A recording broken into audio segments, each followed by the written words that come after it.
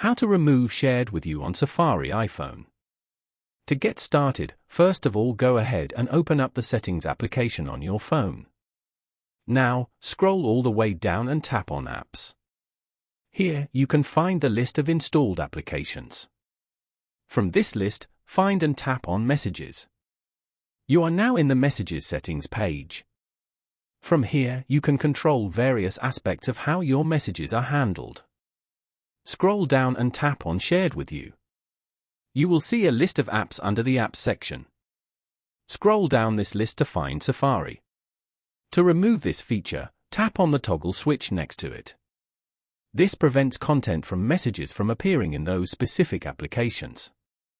Following these steps, you can easily remove the Shared with You feature on an iPhone. Thank you for watching. Please leave a like if this tutorial helped you, or leave a comment below if you have any questions related to the video.